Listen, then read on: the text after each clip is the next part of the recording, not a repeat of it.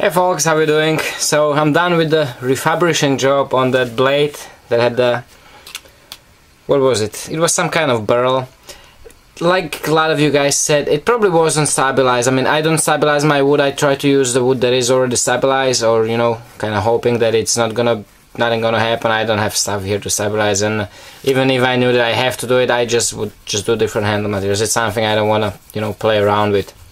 So probably wasn't stabilized, and I felt really bad when I got it. You know, it's kind of sucks. You know, if you're a knife maker, even though when it's just a hobby, if you get the, you know, email like that, hey, man, I'm sorry, but you know, the handle crack, you know, can you help me out?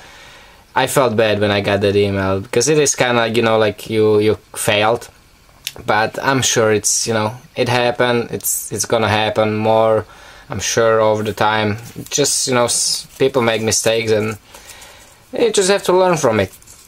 Luckily, the guy was very cool about it, and here's a new blade. Did the new sheet for him because the brown just didn't go well, and he also asked me if I could, and I said yeah, of course, no problem.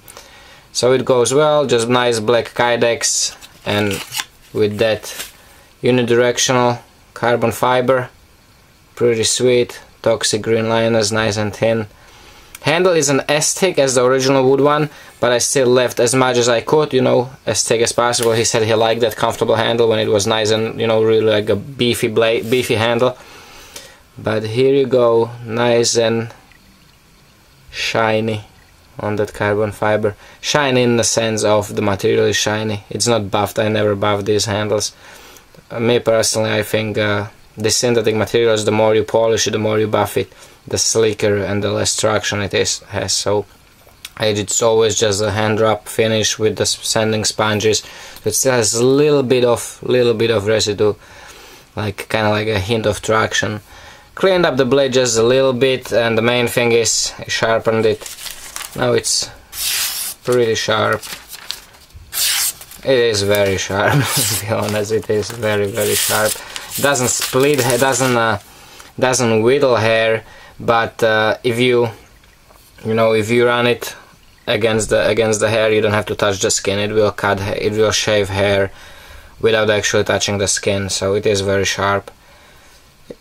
Complete transformation, I think, from the natural looking burl wood into the synthetic carbon fiber unidirectional. But still looks good. I mean, like I said, always it only comes down to the taste. I like both. And it's a good little knife.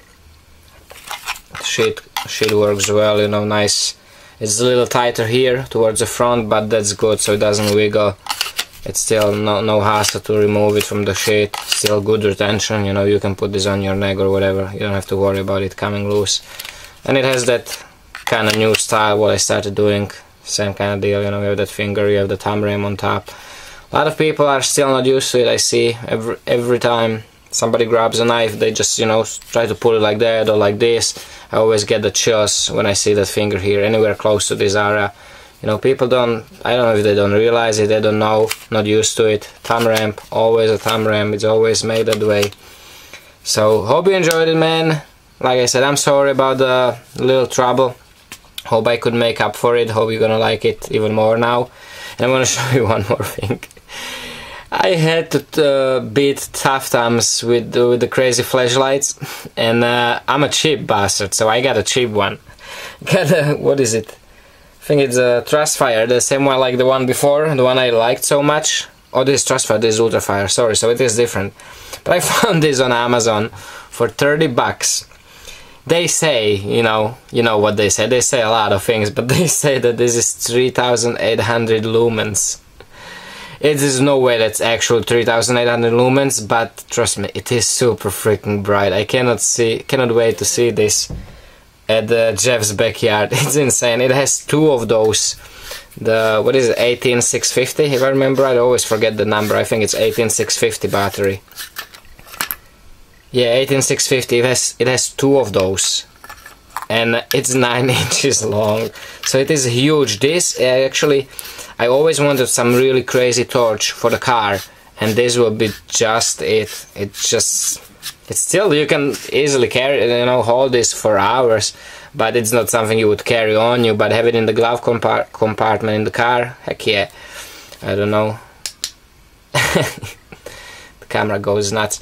If you actually put your hand in front of it and you look at that hand when it's just a couple inches, you know, 2 feet away from your face, it actually blinds you. Just the reflection of the light from your hand, if you look at it, it is actually very uncomfortable blinding in it, you know, just from the reflection. So it is crazy. Here you see 3,800 lumens. I wish I could measure it somehow, but I can, but doesn't matter. For 30 bucks it's just insanely bright. It's probably brighter than anything I could buy in that price category. And I got another set of batteries for it. They're like $80 shipped from Amazon and actually on Prime, so I don't have to even wait from China. So I cannot wait to try this.